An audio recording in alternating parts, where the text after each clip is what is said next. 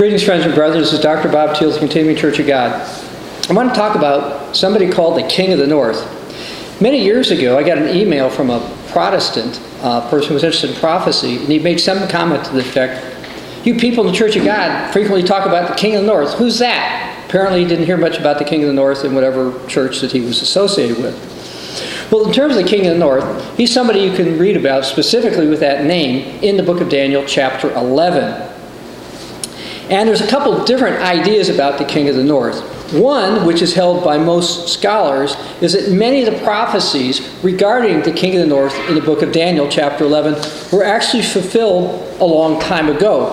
You can go through, there's various kings and various ones, and I'm not going to go and try to prove all the ancient history here.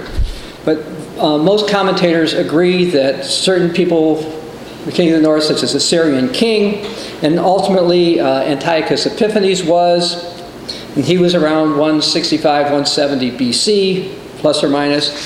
And then some have said, well, that's it. Afterwards, all the prophecies of the King of the North have been fulfilled, and therefore there is no future King of the North, and it's all done. But that's actually not the historic position of Christians, nor is it the historic position of people considered saints by the Church of Rome.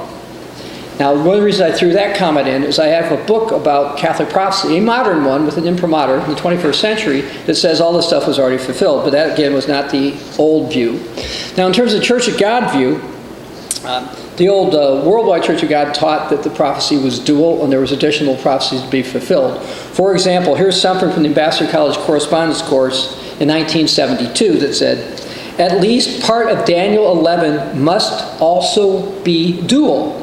And no wonder, for we find the chapter concludes with the time of the end, leading up to the resurrection of the saints."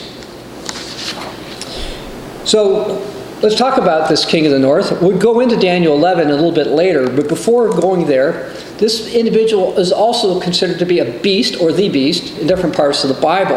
So I want to start with Daniel chapter 8. And we'll start in verse 9.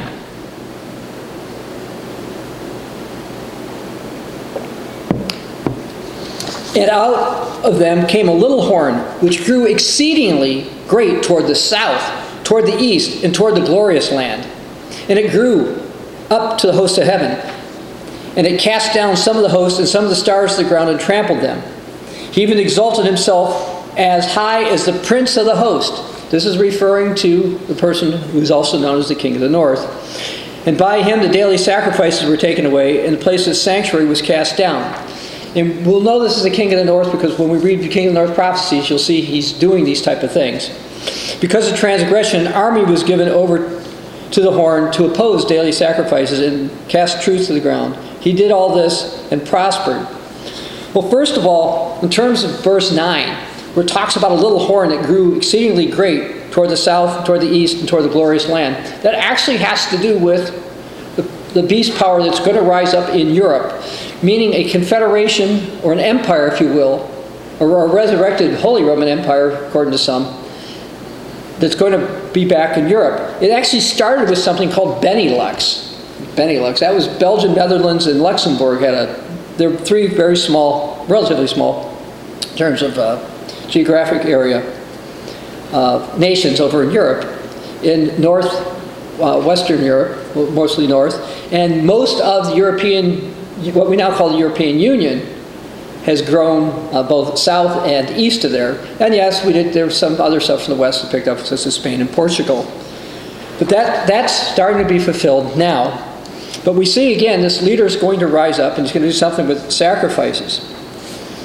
Now, back in 1967, the late Pastor General of the Old Radio Worldwide Church of God, Herb W. Armstrong, wrote, Daniel chapter 11, verse 21, referring to the original typical fulfillment to Antiochus Epiphanes, "There shall stand up a vile person.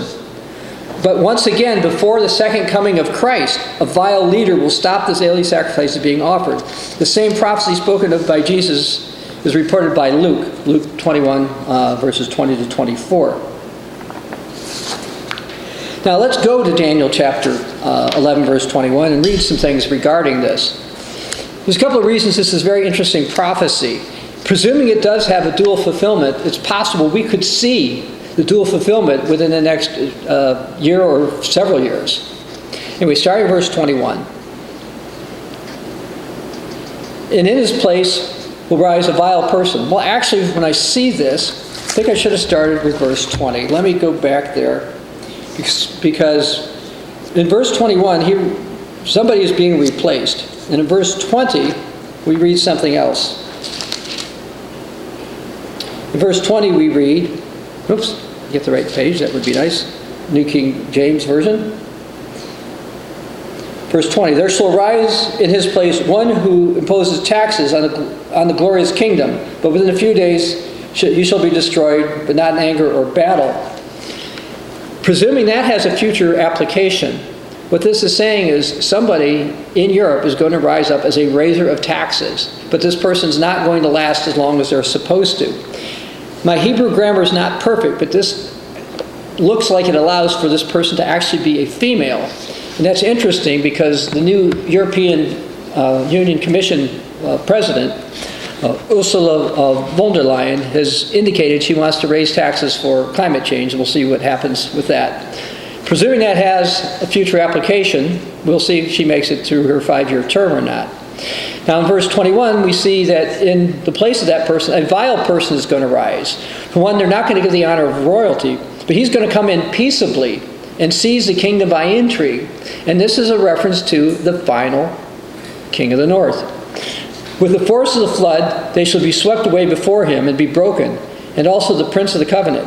And after a league is made with him, he shall act deceitfully, for he shall come up and be strong with a small number of people.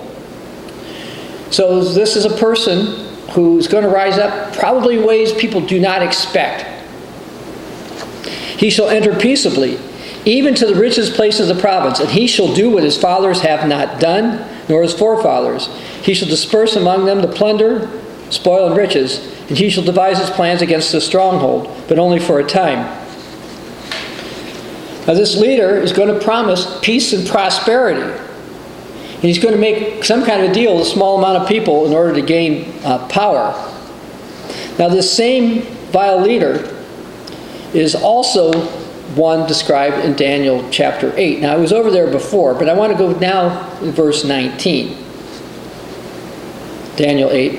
And he said, look, I'm making known to you what shall happen in the latter time of the indignation. For the appointed time, the end shall be. So we can see, obviously, this is an end time prophecy. And now let's skip down to verse 23. And in the latter time of their kingdom, when the transgressors have reached their fullness, a king shall arise, having fierce features, who understands sinister schemes. His power shall be mighty, but not by his own power. He shall destroy fearfully, and he shall prosper and thrive. And he'll destroy the mighty and also the holy people. So this is a person who's going to do something against the true church in the time of the end. Verse 25. Through his cunning he shall cause deceit to prosper under his rule. He shall exalt himself in his heart. Again, this sounds a lot like the leader we were reading about in Daniel 11. And when we read more in Daniel 11, we'll see some more parallels. So this is talking about the same individual. And he shall destroy many in their prosperity. Now, I believe this is a prophecy that's referring to, for example, the peoples of the United States, as well as the British-descended people, such as the United Kingdom, Australia, New Zealand, and Canada. He shall even arise against the prince of princes. Before I go further, let me say that there may be other countries involved too. Anyway, but he shall be broken, but without human means. For the vision of the evenings and mornings, which is told here, is true. Therefore, seal up the vision, for it refers to many days in the future. Well, again, Daniel wrote this around 2,600 years ago, so it's still for the future, and this is going to happen again. Now, I'd like to read something from the Catholic saint and doctor of their church, Jerome. Verse 24, there shall stand up in his place one despised, and this is a reference to Daniel 11, and kingly honor shall not be given to him. And he shall come privately and obtain the kingdom by fraud, the arms of the fighter, etc., etc. So he's reading through he's quoting his translation, if you will, of this. And he says, up to this point, the historical order has been followed. In other words, Jerome, like many people, said, okay, look, there were certain parts in the past that fulfilled this, includes things related to Alexander the Great, etc. He says, but those of our persuasion, so people like him, believe all these things are spoken prophetically of the Antichrist who is arise in the end time, the king of the north.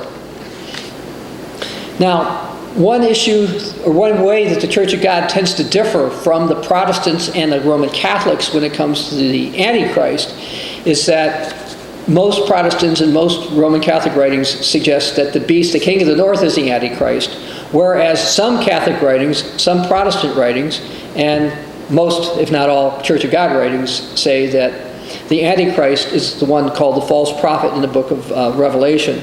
And he's going to work with the beast, the king of the north, but the Antichrist himself is not per se the king of the north, although the king of the north is an Antichrist because he certainly will be against Jesus and a true religion. And furthermore, with Jerome, then he goes into verses 27 to 30, talks about these people doing evil, they're going to speak falsehood at the same table, and I'm going to go into that later. And he says, he talks about Ptolemy and other people who fulfilled this. He said, and so our party insists that these things refer to the Antichrist and the king of Egypt, whom he has for the first time overcome. By the king of Egypt, this is a reference to the one called the king of the south in Daniel 11. And we get back to Daniel 11, we'll get to that in a few moments.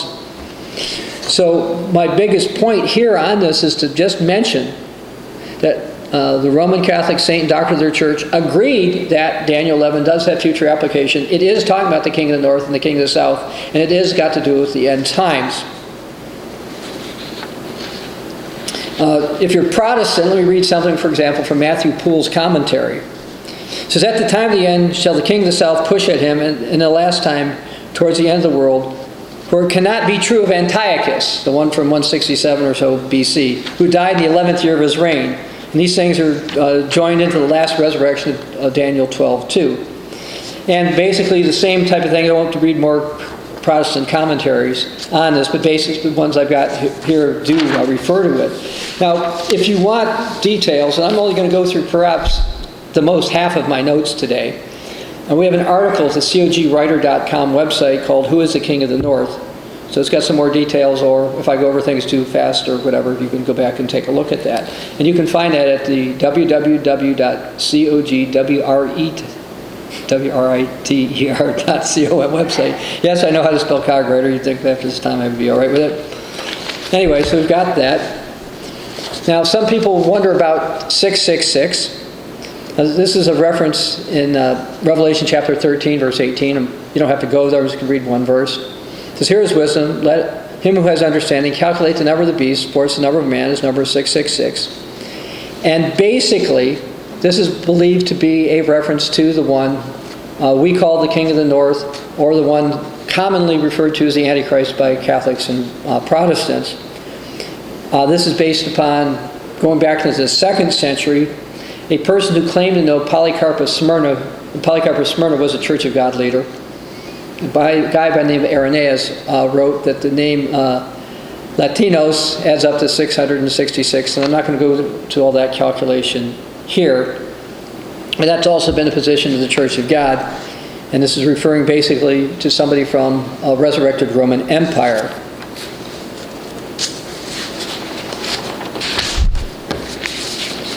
Now, if we go into Daniel chapter 11 again, and I went through verse 26. I want to now go into verse 27. Now, we're talking in verse 27 about two kings. This is the king of the north and the king of the south. And actually, I think I skipped over a verse. I'm sorry. Let's go back to Daniel 11. So let's do that here. Let's pick this up. I guess in verse 25. It says, he's going to stir up his power and courage against the king of the south with a great army.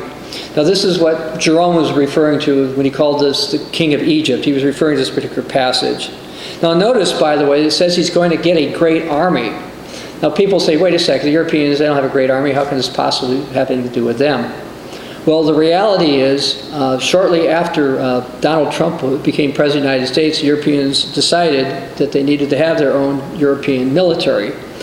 And in December of 2017, they formally began a program called PESCO, which stands for Permanent Structured Cooperation, which basically is a European army, at least the framework of it, and they've been working on making that bigger. The reality is the Bible prophesies that the Europeans are going to have a great army, and you can read the prophecy right here in Daniel 11, verse 25. And verse 26, those who eat of the portion of his delicacies are going to destroy him, and his army will be swept away. This is a prophecy regarding what's going to happen to the king of the south. Beforehand, now notice this, verse 27, both these kings' hearts shall be bent on evil. They shall speak lies at the same table, but it shall not prosper, for the end will be at the appointed time. So we've got this prophecy here where the king of the north and the king of the south are going to make a deal and lie to each other. Kind of reminds me of the deal prior to World War II between Adolf Hitler and Joseph Stalin that came to pass. Now, let's go to verse 28. When returning to his land with great riches, his heart's going to be moved against the holy covenant, and he shall do damage and return to his own land. So, I believe, and have long believed, that his heart being moved against the holy covenant may be referring to the fact that some of God's people are warning about what's happening. When they see these deals start to take place that the Bible prophesies, and perhaps, again, if we have a raiser of taxes who doesn't make it through, people such as myself intend to go out and say, look, this is what's happening right now. I want to read this now from a different translation. This time I'm going to read it from the Contemporary English Version. This is Daniel 11:28. Then the king of the north will return to his country with great treasures, but on the way he will attack the religion of God's people and do whatever else he pleases. Well, we believe it's the Church of God religion is historically the religion of God's people. I wasn't going to put this up, but I will right now. We have a booklet on that, the continuing history of the Church of God, so you can determine if the Church of God truly is the religion of God's people from Acts chapter 2 to present. And that the true Christian members are those who fulfill the new covenant by having the law written on our hearts. And it appears that God's people are teaching something or going out and saying stuff that the king of the north does not want taught. Otherwise, he wouldn't bother with such a little flock. Now, let's go to Daniel chapter 7. As we see, the king of the north is going to persecute God's people. Daniel 7, starting in verse 24, talks about the 10 horns or 10 kings who will rise from his kingdom, and after shall arise after them. He'll be different than the first ones. He'll subdue 3 kings. He'll speak pompous words against the Most High. He's going to speak blasphemy. He shall persecute the saints of the Most High, and shall intend to change time and law. Now I want to stop right here. I believe there are 2 persecutions that are being discussed here. The one I've just read about in the first part of verse 25. This is going to affect the Philadelphians and any others who get in the way at the time of the beast. Then, continuing down here, then the saints will be given his hand for a time, and half a times. This is a reference to the non-Philadelphians. This would be the Laodiceans, the remnant of Sardis, and the remnant of Thyatira. And I'll go into that again a little later. But right now, to talk about persecution coming to Christians, let's go to Revelation, the book of Revelation chapter 13, and I'm going to start in verse 5. Because over here we're talking about, or the Bible's talking about, the same persecution. Verse 5, talking about the beast, Revelation 13. He was given a mouth speaking great things and blasphemies. Remember, he's doing blasphemies over here in Daniel 7. He was given authority to continue for 42 months. Well, that's how long a time, and half a times is. That's 3.5 years. Then he opened his mouth in blasphemy against God, to blaspheme his name, his tabernacles, and those who dwell in heaven. It was given to him to make war with the saints and overcome them. The authority was given him over every tribe, tongue, and nation. All who dwell on the earth will worship him, whose names have not been written in the book of life of the Lamb slain from the foundation of the world. If anyone has an ear, let him hear. He who lives in captivity is going to go to captivity. He who kills with the sword must be killed with the sword. Here is the patience and faith of the saints.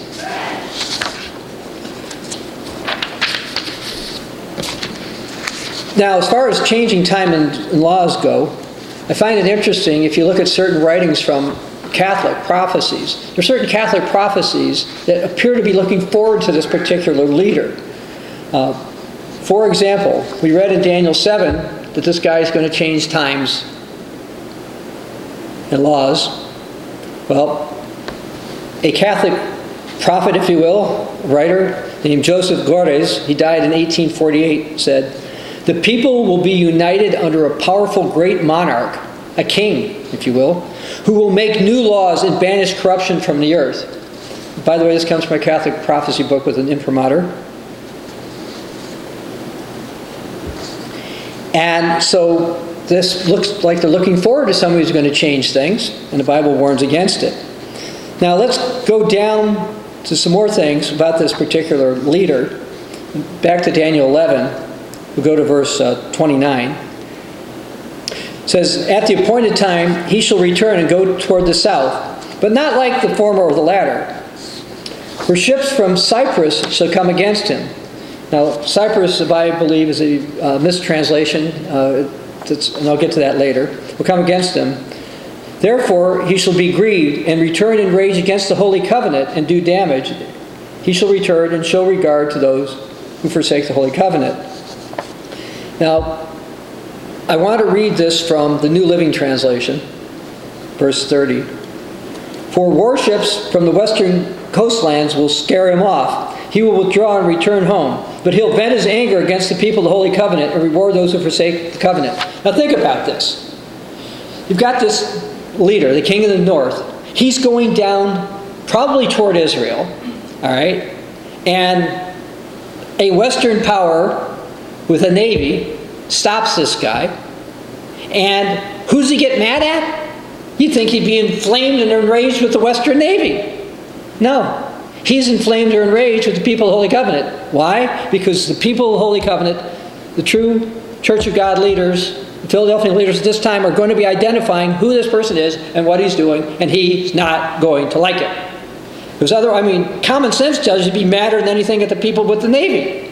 But instead, for some reason, and I think the reason is he's going to be identified there. By the way, it's not just the New Living Translation that translates it that way. For example, the NIV says, "Ships for the western coastlands will oppose him. He'll lose heart. He'll turn back and vent his fury against the Holy Covenant." The CEV says, "Ships from the west will come and attack him, and he'll be discouraged. He'll start back his own country and take out his anger on the religion of God's faithful people, while showing kindness to those who are unfaithful." And the God's Word translation pretty much says the same thing. The other thing about this that I find interesting from a prophetic perspective is if you go, I'm not going to go there today, and we have a sermonette about this. If you go to Numbers 24, verse 24, you find that in the latter times, an Assyrian power is going to have a problem with a navy issue. I think it's parallel. I think it's related to the same thing, and I think it's consistent with what we're teaching about that. But I was mentioning Catholic prophecies before, and I want to read something from a book, a Catholic book. Now this is one where it's warning against him.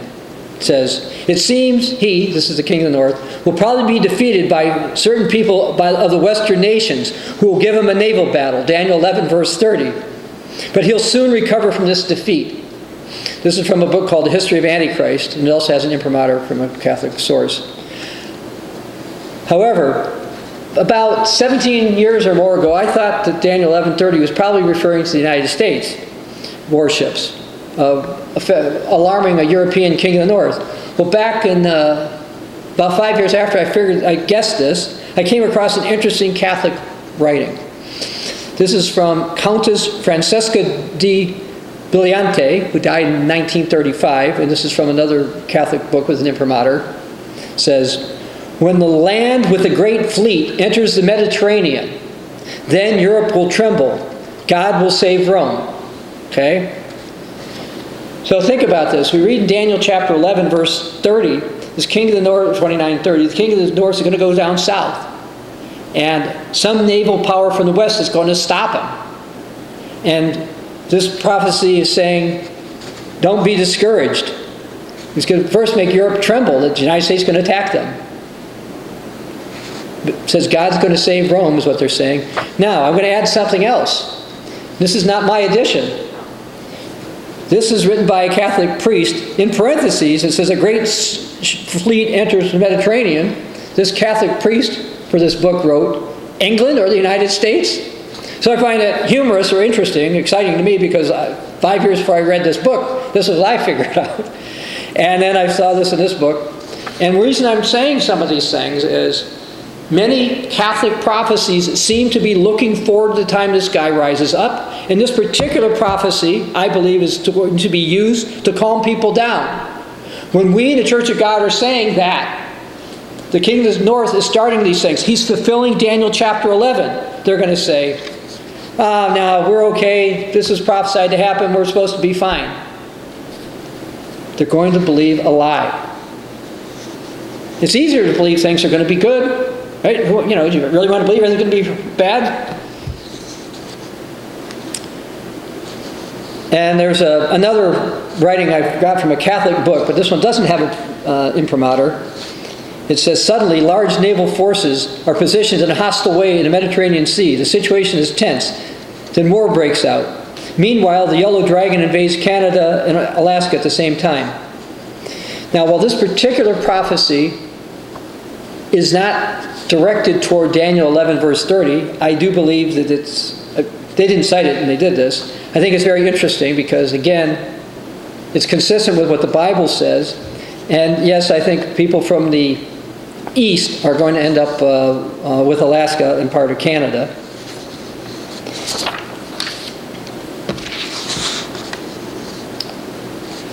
Now, I'd like to read something from an article that came out in September 17th of 2019. It says, the European Union is shaping into an empire, and sooner or later the United States, as a great maritime power, will come in conflict with it. Now, the person who wrote this, I don't think is for profit.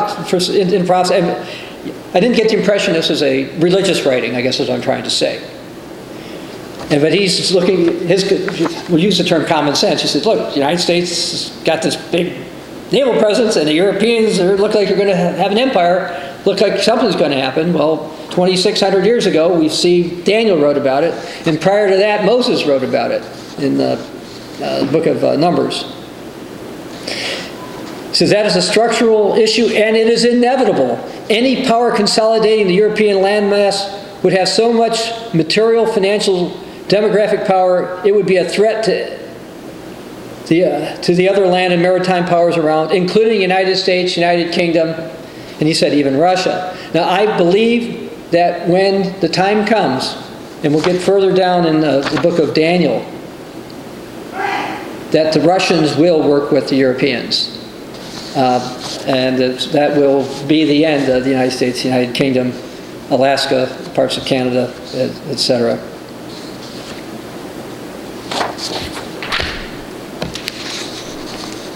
Now, let's go to Daniel chapter 9. Then we'll go back to Daniel 11:31. So if you're in Daniel 11, we're going to go back there. In Daniel chapter 9, we read about a couple of interesting things that are going to happen. Let's start in verse 26. Talk about the Messiah being cut off, but let's go after that. Then it says, and the people of the prince who is to come shall destroy the city and the sanctuary. So let me just stop right here. This is a prophecy about the temple being destroyed in Jerusalem. This prophecy was fulfilled in 70 AD by the Roman Empire. So we are seeing that a prince is going to come from the old Roman Empire, from that area. And this is a prophecy, the prince prophecy is not to do with the original destruction of Jerusalem, because that's not what he's talking about here. But he says the people who did it, from those general people, a prince is going to rise up. And it's going to be toward the end. Verse 27, he's going to confirm a covenant with many for 1 week. Now this 1 week is considered to be 7-year period of time. If you're Roman Catholic, your Saint Hippolytus of Rome in the early 3rd century said that's how long it was. Most Catholic and Protestant commentators and Church of God commentators have said this is talking about 7 years as well. Anyway, it says, but in the middle of the week, he shall bring to the end sacrifice and offering. And we're reading about that in Daniel chapter 8. So again, we're talking about the same person. Notice in the middle of the week, what's half of 7 years? 3.5 years. Time and half of times 42 months. So we read something about that. So we see this is going to happen. And we know this is talking about the king of the north because you go back to Daniel chapter 11. Now we'll pick it up in verse 31. And forces shall be mustered by him, and they shall defile the sanctuary fortress. Then they shall take away the daily sacrifice and place there the abomination of desolation. So we see this is going to happen. Now, I guess I should have gone back a little bit to Daniel chapter 9, verses 26. When talking about this covenant, this is believed by many to be a 7-year peace deal. And people will think that we're going to have a time of peace coming. But the Bible warns, you don't have to go there, but in 1 Thessalonians 5, verse 3, it says, for when they say peace and safety, then sudden destruction comes upon them as labor pains upon a pregnant woman. And Jesus warned about that also in Luke chapter 21. Now in Daniel chapter 12, I want to read a couple of things here, starting verse 11.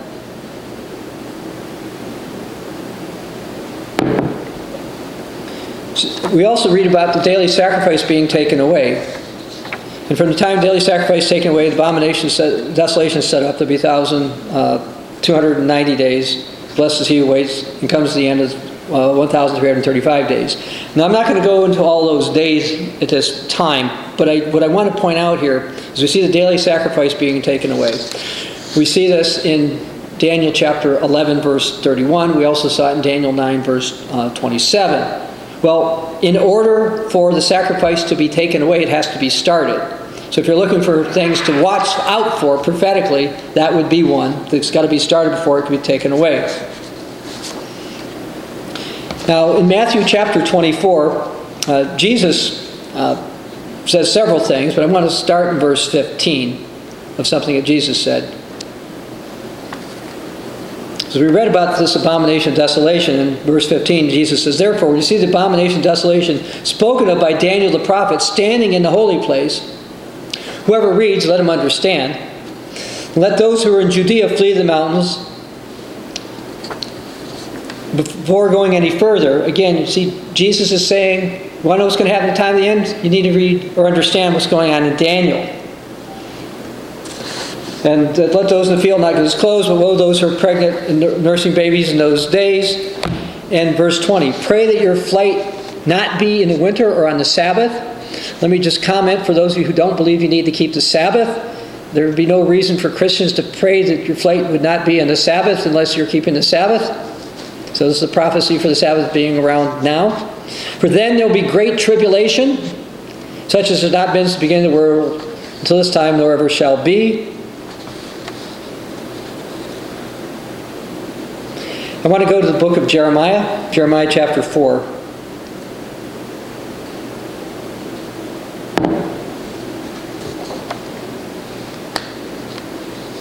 There's a warning here in Jeremiah, starting verse 5, Jeremiah chapter 4.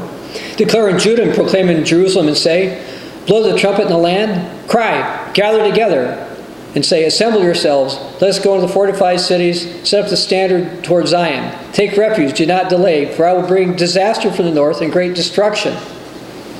Now, I'm not going to go there, but there's also another prophecy in Zephaniah 2 verses 1 through 3, talking about the true faithful, the Philadelphian Christians. They need to gather together before the decree is issued in order to have possible protection.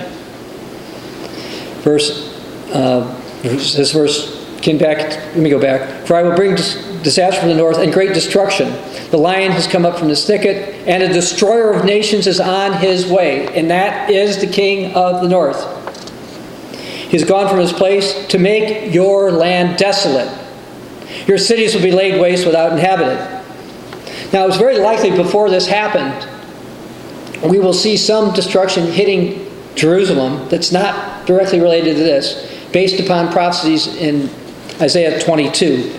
But I don't want to go in there. I won't have time to go in all that right now. In Jeremiah 10, verse 22, you don't have to go there. But it says, behold, the noise of the report has come, a great commotion out of the north country to make the cities of Judah desolate, a den of jackals. So something from the north is going to come down. And Europe is north of Jerusalem. Now back to Daniel chapter 11. Let's read some more, learn a bit more. The Bible tells us specifically about this king of the north. Those who do wickedly against the covenant, he shall corrupt with flattery. These are people who were Church of God Christians. Maybe they're in the old worldwide Church of God, or maybe they broke off in various parts, or maybe they're still there now. There are tares in our midst. Jesus warned about tares. He's going to corrupt people. Want to know, what are these people all about? What are they going to teach? What are they doing? What are they going to go do? He says, but the people who know their God are going to be strong and carry out something. Now the word great exploits is in italics, so it's not in the original. But they're going to do something, including most likely making various proclamations. And those of the people who understand shall instruct many. This is where I feel the final fulfillment of Matthew 24:14 is going to happen. When the gospel of the kingdom will preach the world's witness, the end is going to come. Around this time, we're going to instruct many. You might say, well, you're not a teacher. But yes, hopefully you're amongst those who understand, and you will be able to instruct many. I believe at this time, this is before the total family of the Word is going to come in, that people will access, for example, our multiple websites in multiple languages to learn more about the gospel of the kingdom and other things we teach. Now, yet for days, the word many is not in the Hebrew, they shall fall by the sword and flame, and by captivity and plundering. You might recall that I was in Daniel chapter 7, I was saying the first part of verse 25 was referring to the Philadelphians, and then let's call it collateral damage, any other Church of God people that get in the way, if you will, at the time. And this is their persecution. Verse 34, now when they fall, they'll be aided with little help, but many will join them by intrigue. There'll be some false people trying to get more information about us. And some of those of understanding are going to fall to refine them, purify them, and make them white until the time of the end, because it's still for the appointed time. By the way, according to the Methodist theologian Adam Clark, the people who do know their God, he wrote, his explanation is, these are the genuine Christians. And to be strong, he says, they'll be strengthened by God's grace and Spirit. You know, Jesus talked about other places in Matthew 24 about, and Luke about, you don't have to know what you're going to say before you're persecuted.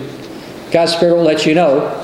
This will be one of the ways perhaps we'll be able to instruct many, and we'll learn and be able to teach.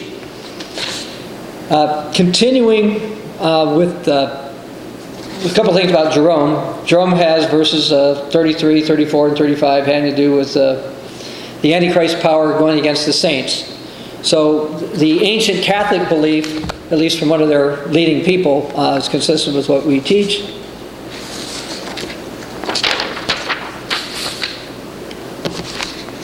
Now let's go to verse 36. Daniel 11. Then the king shall do according to his own will. He shall exalt and magnify himself above every god, and shall speak blasphemies against the God of gods, and shall prosper until the wrath has been accomplished. For what has been determined shall be done.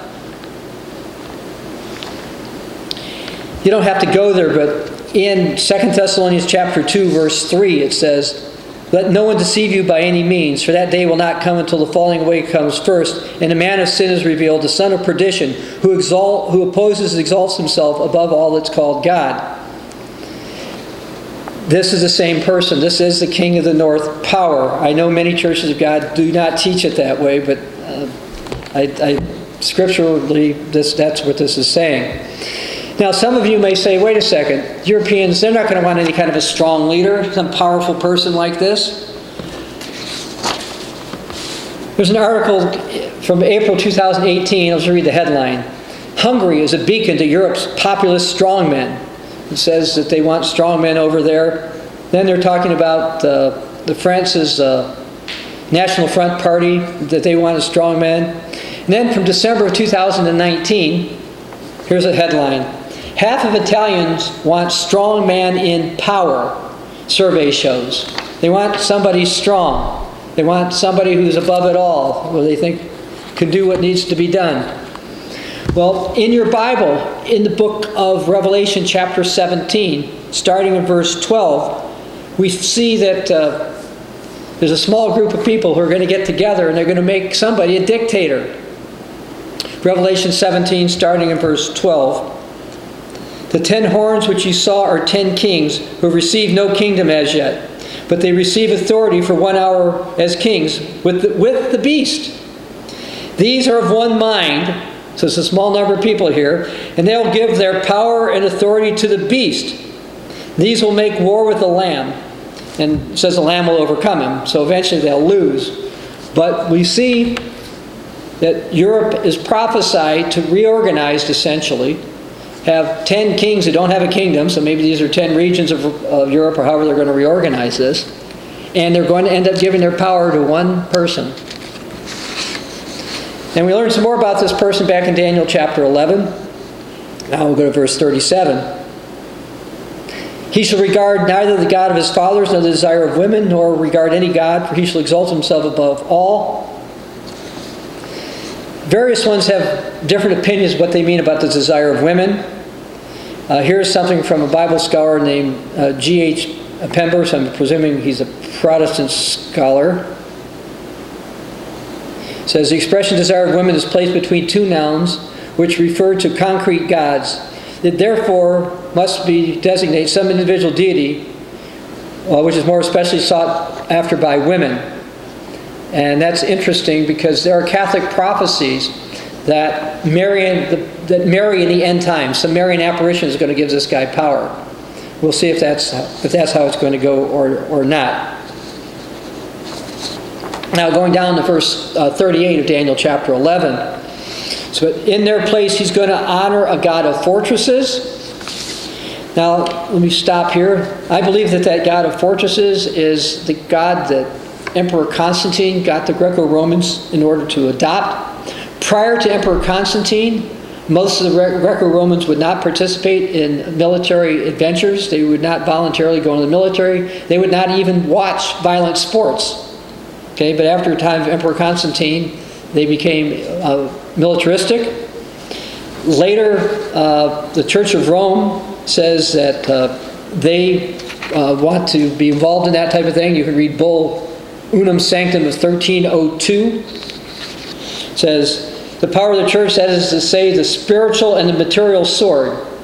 The former is administered by the church, and the latter, the former is administered for the church, and the latter by the church. Former by the hands of the priests, the latter by the hands of kings and soldiers, but at the will of the priest. In other words, the Catholic priest in 1302 said, look, we do everything we want to do, but when we need the military, the kings have to listen to us and kill people and start wars. That's what they wrote in 1302, which is why I consider this to be the God of fortresses. But there's another God in verse 38. A God which his fathers did not know, he shall honor with gold and silver, with precious stones and precious things. What could this be talking about? I ran across a Catholic prophecy from a Catholic Saint Francis of Paula from the 15th century. And it talks about this leader they call the Great Monarch. He's going to be a Roman emperor, or basically an emperor over the old Roman Empire, which, by the way, included places like France and much of Central Europe.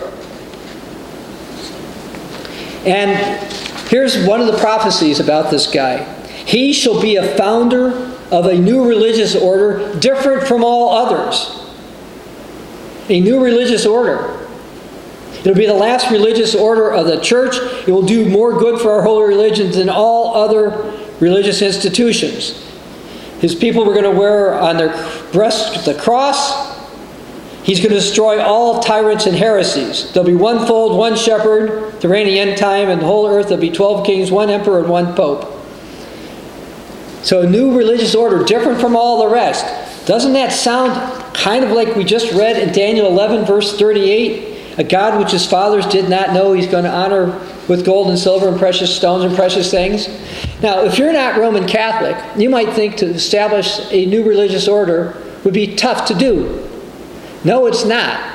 The reason I personally know this is one of my great aunts actually founded a religious order within Catholicism. She had no money, no power, anything. So it wasn't like you needed to be anything to do something. So, if this Catholic prophecy is correct, and it seems consistent with the biblical one, what I believe is going to happen is the king of the north is going to feign Catholicism. What? Feign it? Yes. He's going to act like he's a Catholic, pretend he's a Catholic, but down deep, he doesn't really believe it. He's going to come up with a religious order and get rid of everything that doesn't agree with him. We read about the beast in Daniel chapter 13, who gets all the world's going to worship him, and they're going to make this happen. And that's consistent with this prophecy that the Catholics have.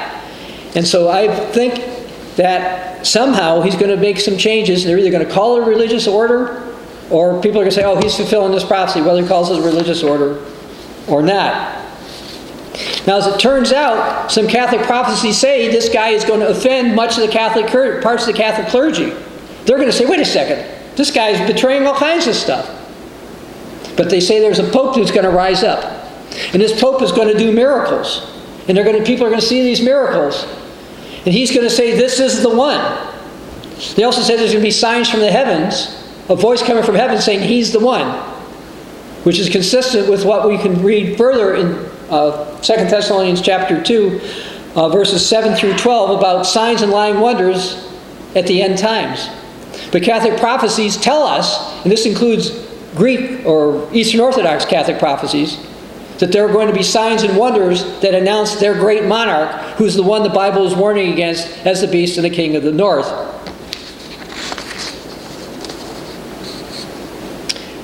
There's a prophecy from Josepha von Borg, who died in 1807, Catholic prophecy.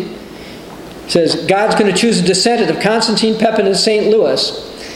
And other prophecies talk about people coming from the Habsburg dynasty, which is from this. And it says, he'll have the sign of the cross on his breast. Under him, the Catholic religion will spread as never before. Turns out, I want to read another Catholic prophecy. This is from Anna Katharina Emmerich. She was from the early 1800s. She said, then I saw the beast fleeing from the sea, an enemy hurrying off to disorder. First circle was composed of youths and maidens, the second of married persons of all classes of royalty, the third religious, the fourth warriors, led by a rider on a white horse. Now you know the four horsemen of the apocalypse. There's a rider of the white horse. And that white horse is not, the rider of the white horse is not Jesus, but the Antichrist. And the fifth and the last was made up of citizens and peasants, who were marked on their forehead with a red cross. And as this army drew near, and the captives and the oppressed were delivered and swelled in their ranks, while the demolishers and conspirators were put to flight on all sides. What does that mean? What she's saying is that in the time of the end, people who are going to have crosses on their head are going to fight those who don't have that particular mark of the beast. And that's consistent with the persecutions that we read about is going to happen later. I was mentioning before about time times and half a times 3.5 years, 42 months. One of the Orthodox prophecies says the emperor is going to spend 3 years waging wars.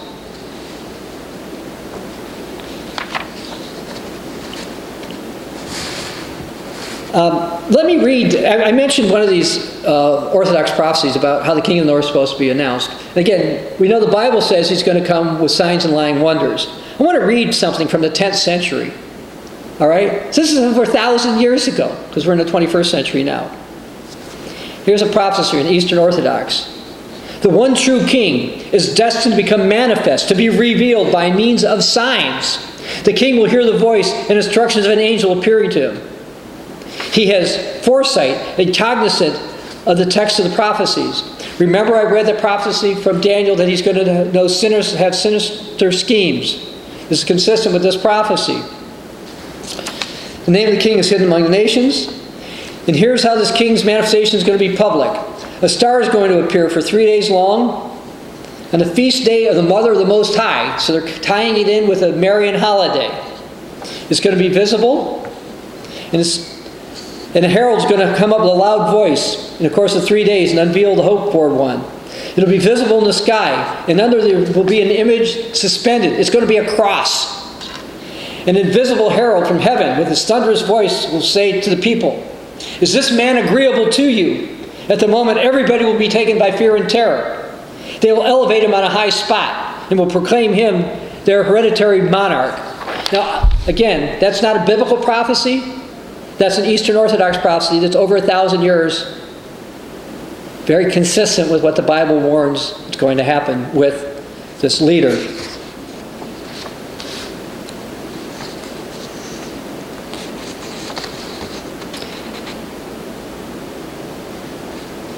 Let me read another one. This is from Emperor Leo the philosopher. This is from 912 AD. Again, an Eastern Orthodox person. The one who is considered dead already is escaping notice by human vision. Many know him, though nobody sees him. He'll rise up all of a sudden, as if from a wine revelry, and will certainly hold the scepter of the kingdom.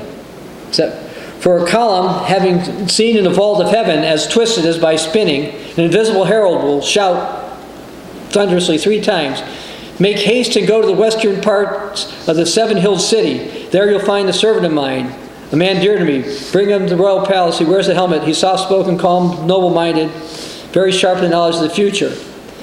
Thus, O seven-hilled city, you will achieve sovereignty once again."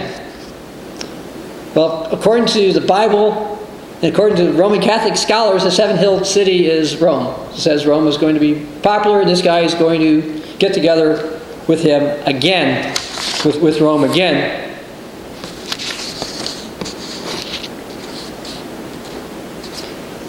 I was referring to some of the signs and wonders. Why don't I go ahead and read that from 2 Thessalonians 2. I'll just start at verse 9.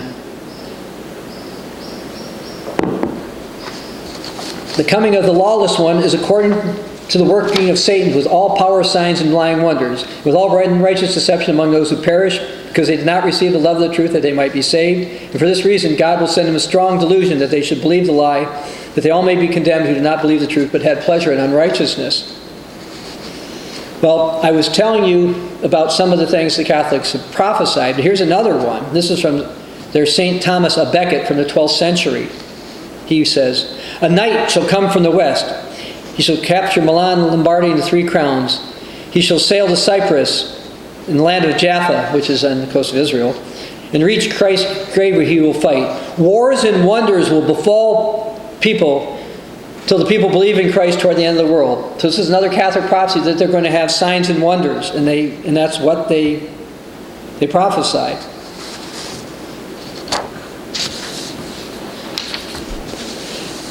I'm not going to go over this, but we have a 2-part sermon on the Catholic prophecies regarding the Great Monarch.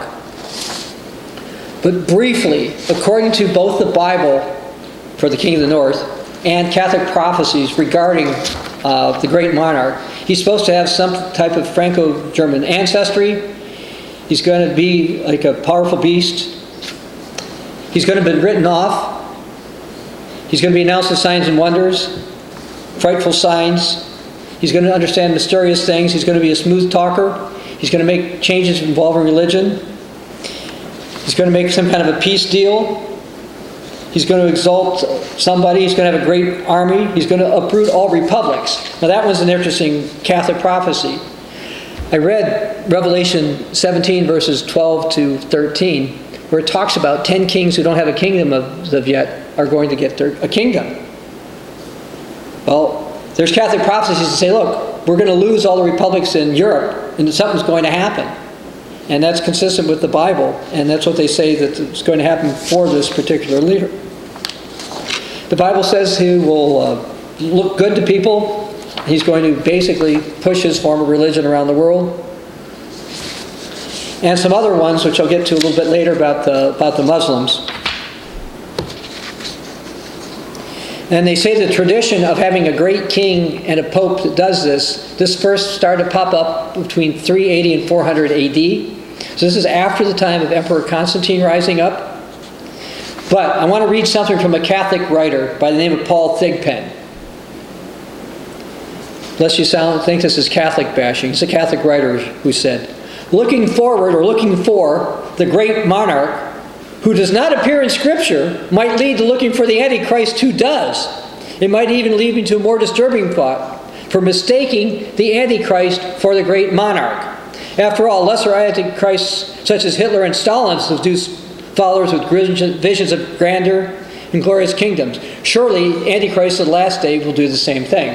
So there's a Catholic writer warning the same thing I'm saying, which is, look, the king of the north, this is when they tend to call the Antichrist, he said the king of the north is warned against the Bible, and it does not say to look forward to some great monarch coming. And if you do, you're going to might fall for the wrong person. And I think that is absolutely correct. And there are some people, there's at least one person we've got in mind to possibly be the king of the north. You can read our article on the king of the north if you want to see that. We're not sure yet, but there's at least one individual who fits many of the Catholic prophecies. Now I want to say here, as far as Catholic prophecies go, I believe that they tend to be dogmatically inspired, but we know that the devil knows Scripture. Satan quoted Scripture to Jesus, so we know they know certain things are going to come to pass. And I think that they have inspired various Catholic writers throughout the ages to have people looking forward to something the Bible is warning against. Now I want to go to verse 39. One of the first times I did a radio interview regarding prophecy, I was asked by a former Baptist turned Muslim. I was talking about the United States and prophecy, and he said, well, show me any, people talk about the United States prophecy, but are there any scriptures that show the United States in prophecy? I said, yes. He said, such as? I wasn't actually prepared for the direct question, but the answer was actually pretty easy for me. I said, let's go to Daniel chapter 11, verse 39. It says, thus he, this is the king of the north, shall act against the strongest fortresses with a foreign god, which he shall acknowledge and advance its glory, and he shall cause them to rule over many and divide the land for gain. The king of the north is going to rise up against the strongest fortresses. That's the strongest military power. Now, a lot of people didn't understand this a couple of decades ago because the old King James Version didn't translate it very well. And the way the Catholic translations translate this, it makes it very difficult to follow, in my opinion. Well, most people would agree that the strongest fortresses, the strongest military in the 21st century belongs to the United States and to a lesser degree, its British descended allies. And this is a prophecy that that's going to happen. There are many translations that also say the same thing, the ESV, the NASB, NLT, AFB, NIV, etc., etc. Let's just pick. Here's a Catholic one. The RSV gets it fairly correct. This is a Catholic RSV. He shall deal with the strongest fortresses by the help of the foreign god. He's going to make them rulers over many and divide the land for a price. The king of the north is prophesied to divide the land for a price or for gain. Interestingly, I read certain things that the Russians want Alaska back and parts of Canada back. And I believe that this will be part of what will happen here. I think that parts of the southwest United States will end up going to Mexico. And this is something this leader is going to do. And by the way, the Jewish Publication Society said that he was going to deal with the strongest fortresses as well. Now, I don't believe that the strongest fortresses can be referring to the Chinese, the Russians, or other Asians, because they get involved in Daniel 11, starting in verse 44, and we're not there yet. Now, you might think, oh, it can't happen in the United States. You know, a lot of Protestants don't think it can happen in the United States, but I want to read a prophecy. You don't have to go there, but in Amos chapter 9, verse 10, it says, all the sinners of my people shall die by the sword who say, the calamity shall not overtake nor confront us. People don't think it can happen in the United States. The Bible says it's going to happen. For years I've been warning that I believe technological progress, technological advances are going to be how the King of the North is going to accomplish that. And I do believe to this day this is what's going to happen. Now I mentioned Assyria before. Now I want to go to Zephaniah chapter 2, verse 13.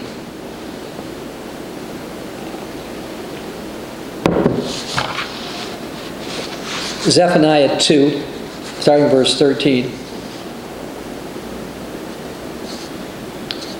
It says, and he will stretch out his hand against the north, destroy Assyria, and make Nineveh a desolation, as dry as the wilderness. The herd shall lie down in their midst, every beast of the nation, both the pelican and the bittern shall lodge in the temples, the capitals of her pillars. Their voice shall sing in the windows, desolation will be at the threshold. He will lay bare the cedar work. This is the rejoicing city that dwelt securely, that said in her heart, I am it, and there's none besides me. She has become a desolation, a place for beasts to lie down. Everyone who passes by her shall hiss and shake fist. You can read this happens to Mystery Babylon in Revelation chapter 8, verse 18. Revelation 18, verses 5 through 20. So I'm not going to read that here. But yes, those who just punish the United States and destroy the United States are going to get punished themselves later.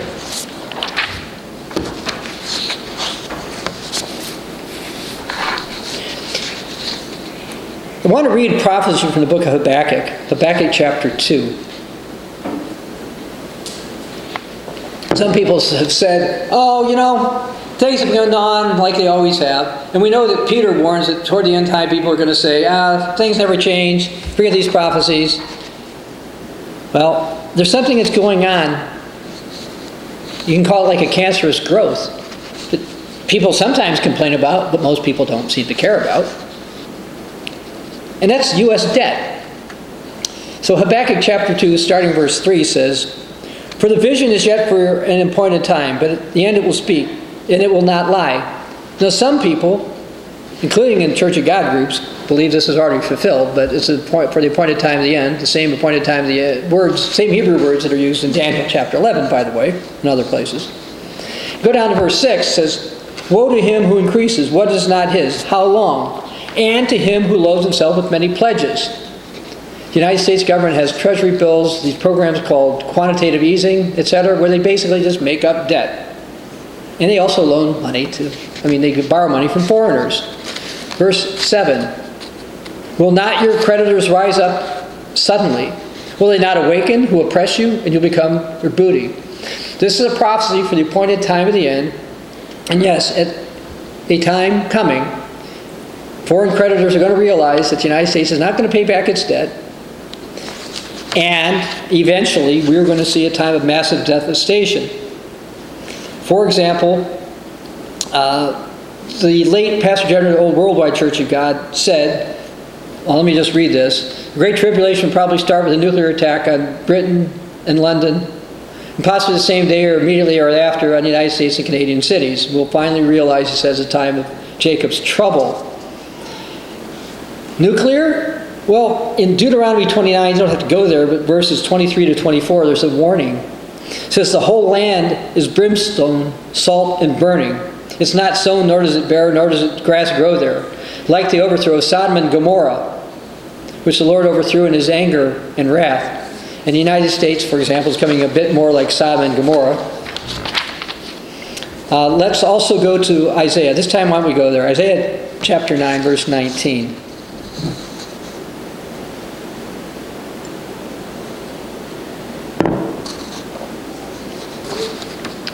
Isaiah 9, verse 19. Through the wrath of the Lord of hosts, the land is burned up, and the people shall be fuel for the fire. No man shall spare his brother. He shall snatch on the right hand and be hungry. He shall devour with the left hand and not be satisfied. Every man will eat the flesh of his own arm. Manasseh shall devour Ephraim, Manasseh. Together they'll be against Judah. My focus is verse 19, the land burned up.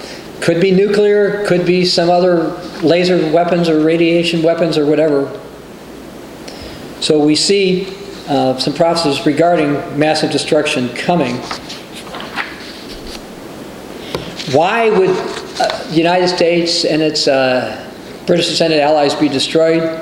Well, Jesus said in Luke 12, verse 48, to everyone who much is given, much will be required. And it says in the book of James, chapter 4, verse 17, to him who knows to do good and does it not, to him it's sin. And furthermore, in Isaiah chapter 10, verse 5 and 6, now I'm going to read this from the Old King James. It says, O Assyrian, the rod of my anger, and the staff in my hand is indignation. I'll send you against a hypocritical nation. And the United States is more and more becoming more of a hypocritical nation all the time. And it is going to suffer. In terms of Catholic prophecies, I was skipping over some of these. But it says the Great Monarch is going to destroy England and other island empires. And let me say, some of these Catholic prophecies about destroying England, the country wasn't called England when they were written, some of these. And so we believe it's referring to the English-speaking peoples. Now, people don't believe that the United States could be destroyed, but in Revelation 13, verse 4, you don't have to go there, the Bible says, who is like the beast, who's able to make war with him? I believe this is going to be said because the beast will be successful in his war against the United States, as well as the other war that he's going to have happen. And actually what we, the Continuing Church of God, intend to do when we see certain of these prophecies being fulfilled, look, the King of the North, when he comes, he's going to promise utopia. You know, Adolf Hitler talked about the Third Reich. It was a 1,000-year reign Hitler said he was going to bring in. This guy will be more smooth, subtle, I think, than Adolf Hitler in certain ways. People are going to say, hey, well, this sounds good. But we're going to say, no, you can't trust him. He's going to destroy the United States. He's going to destroy the British descendant allies, such as Canada, Australia, New Zealand, and the UK, perhaps with others involved. I think the Chinese are going to get involved too, particularly for like Australia, New Zealand, maybe the Japanese. They're going to say, but, you know, can't believe this. The United States can't be defeated. But once he's defeated, people are going to say, who's like the beast who can make war with him? And we're also going to be warning, by the way, that he's going to turn against the King of the South. Now, the King of the South has not risen yet. The King of the South is going to be a leader in one of the Islamic countries, probably from Egypt, or an Arab of some kind, ethnically. And nations are going to mix together. They're going to make a deal with the King of the North. As I mentioned before in Daniel chapter 11, they're going to make a lying deal to each other. Then they're going to get mad at each other. After the United States and its British descendant allies are knocked out, so look what happens in verse 40. At the time of the end, the king of the south shall attack him. Okay, this Muslim leader is probably going to be Muslim. Islamic leader is going to say, hey, wait a second. You guys, we don't like the religion you're pushing, and we think we helped you destroy the United States, and we think we can beat you. Well, they're going to find out that they're bragging a bit too much for that. And the king of the north shall come against him like a whirlwind. It's not going to be close. It's not going to be one of these, well, let's just have a small reaction to your fight. No, this is going to be it. They're going to knock him out quickly with chariots, horsemen, and many ships. And he'll enter the countries. So again, we see a prophecy here of the king of the north having a naval power, many ships. Just like I read from a secular source to say, look, Europe's got to have to become some kind of a maritime power at some time, and they're going to bump heads or knock ships in with the United States. And he shall enter the countries and overwhelm and pass through. He shall enter also the glorious land, and many countries will be overthrown, but these shall escape from his hand. Edom, Moab, and the prominent people of Ammon. He shall stretch out his hand against the countries, and the land of Egypt shall not escape. He shall have power of the treasures of gold and silver, and all the precious things of Egypt. And also the Libyans and Ethiopians will follow at his heels. Before going further, this word Ethiopian is not in the Hebrew. It's the word Cushi, which means Cushites, which basically are dark-skinned people of lands such as Sudan. It's not that there couldn't be any Ethiopians being discussed, but this is not a word that means Ethiopia. Okay, some people have been confused about that. I was talking about Catholic prophecies. Here's an interesting one about their great monarch. Now remember, I just read that this king of the north is going to go and get gold, right? Well, Emperor Leo the philosopher, early 10th century, said, "You'll amass the gold of the nations. You'll be the leader of the surrounding powers, and all near will prostrate themselves before you." Now we read about the king of the north going against the king of the south. The Catholics also have a prophecy that the great prince of the north is going to come down and push out and just eliminate the Muslim power. Now when that happens, likely supporters of the king of the north are going to say, "Aha, finally, we have Catholicism has beaten Islam." They're going to think that's a good thing. But the Bible is not saying good things about this king of the north. And the Catholic writer Paul Thigpen is correct. People are going to be confused and they're going to support the wrong person. And interestingly, the Catholics have a prophecy that the Antichrist is going to use worldly goods as a bait. He's going to use money to get people to apostatize. Now what we see, the king of the north is going to go get all kinds of gold.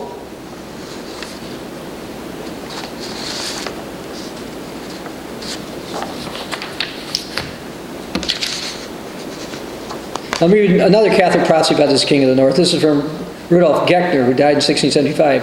"A great prince of the north with a most powerful army will traverse all Europe, uproot all republics, and exterminate all rebels."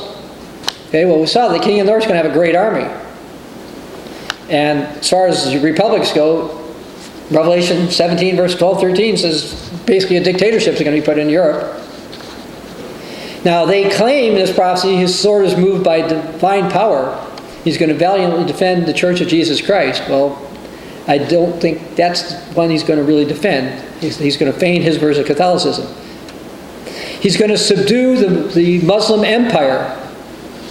And a new pastor of the universal church is going to come through a celestial prodigy, and peace is going to come to the world. They're going to promise peace, but it's not going to really be peace. And there's more Catholic prophecies talking about this, but it says that basically they're going to have problems in France with Muslims, and that the Catholics are going to rise up and fight them as well. But the king of the north is not going to make it forever. God is going to punish him. So let's go to Daniel 11 verse 44. It says, "But news from the east and the north shall trouble him." Now, there's a couple different ways that this is understood, so let me explain this. In my opinion, in my view of it, which is consistent with Church of God teachings, this is a reference to places like China and Russia, because the only thing that's kind of north of Europe is Russia. Now, Protestants, some of them tend to say that that Russia is the king of the north, but no, this is not Russia. It's the people, those from the east and the north, are going to trouble the king of the north. So this is when the Russians and the Chinese are going to deal with the king of the north. "Therefore he'll go out with great fury to destroy and annihilate many. He shall plant his tent of his palace between the seas and the glorious holy mountain. He shall come to his end, and no one will help him." Now, interestingly, this glorious holy mountain is probably supposed to be in the area we now call Israel. Turns out Catholic prophecy has the king of the north going down into Jerusalem toward the beginning of his reign and dying in Jerusalem, consistent with this prophecy. And I believe Satan has done that to get people to fight against Jesus when he returns. Because when we read in the book of Revelation chapter 19, the nations are angry when Jesus comes, and they're going to actually fight against him. And they're not going to like the fact that he's going to eliminate the king of the north, because that's what's going to happen to the king of the north.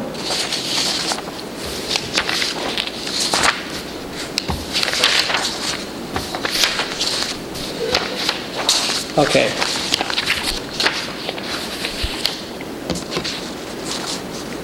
So let's go to Revelation 18.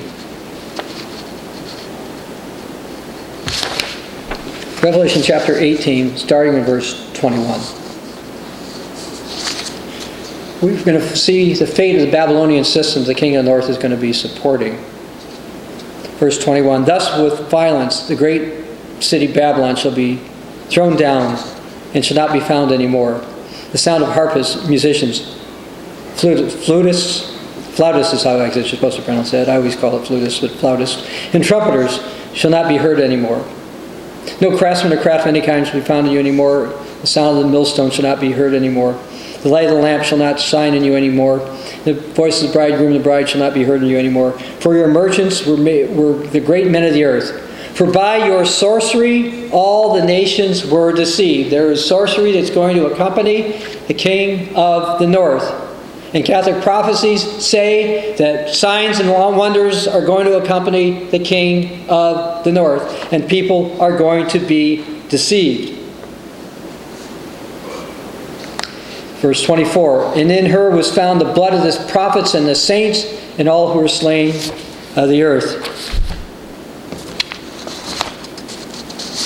Now I guess I could comment, there are also some Catholic prophecies that warn against what's going to happen, but the predominant view within Catholicism is that this is going to be a good guy.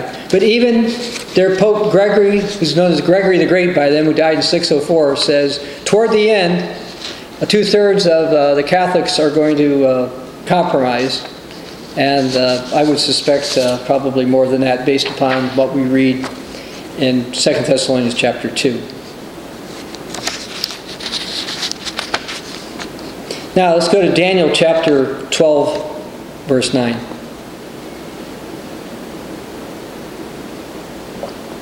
Last couple of scriptures I intend to read. It says, go your way, Daniel, for the words are closed up and sealed till the time of the end. Many should be purified, made white and refined, but the wicked shall do wickedly, and none of the wicked shall understand, but the wise shall understand. So we see here that toward the end times, some of the wise are supposed to understand. So what should we be looking for? First of all, we're supposed to watch world events in light of biblical prophecy. Jesus referred to the book of Daniel specifically. We know some type of a deal is going to be made in the Middle East. It's going to be confirmed by a prince. This prince later will be the one who's known as the king of the north. The Bible refers to this leader as the beast in Daniel chapter 7 and Daniel chapter 8 and 9. He's referred to as the beast in the book of Revelation, Revelation 13 and 18 and 19 specifically. We know he's going to make some type of a deal with an Islamic power that's going to be broken. We know he's going to end up with many ships. We know he's going to have a great army. We suspect that there may be a raiser of taxes who doesn't fulfill his or her term before this person rises up. We know he's going to speak peaceably. People are going to think this is a good thing. But after he rises up, he will destroy the United States and ensure that Canada, Australia, New Zealand, and the United Kingdom are destroyed as well or taken over. He's going to divide their land for gain. He will end up with a battle against the Muslim power they made a deal with, and he'll beat them. Many people will likely point to various Catholic prophecies saying, this is our great monarch, this is the one we're supposed to follow, yet overlooking the fact that some of their early leaders, such as Jerome, warned about somebody who was going to do all these things at the end time, and Jerome did not say he was a good guy. Now, I'm not saying Jerome should be the criteria. Obviously, this book should be the criteria. But when people see signs and lying wonders, they're going to be deceived. The Apostle Paul said Christians are supposed to walk by faith and not by sight in 2 Corinthians 5:7. But at the time of the end, many people, or most people, are going to believe the signs and lying wonders. They're going to think that some peace and prosperity that this leader is going to bring is good. But he's a bad leader. He's going to persecute the Philadelphian Christians and some others prior to the start of the Great Tribulation. And then the Bible warns that the saints are going to be given to his hands, the non-Philadelphians, during the time of the Great Tribulation in the day of the Lord until Jesus returns. He's not a good leader. He is warned against. He is alive now. So let me conclude. I decided to do one other scripture. I'll do it from my memory. This is from the book of Mark. Jesus said, what I say to you all, watch. As far as the king of the north goes, watch, because he is going to rise up. This is Dr. Bob Thiel for the Continuing Church of God.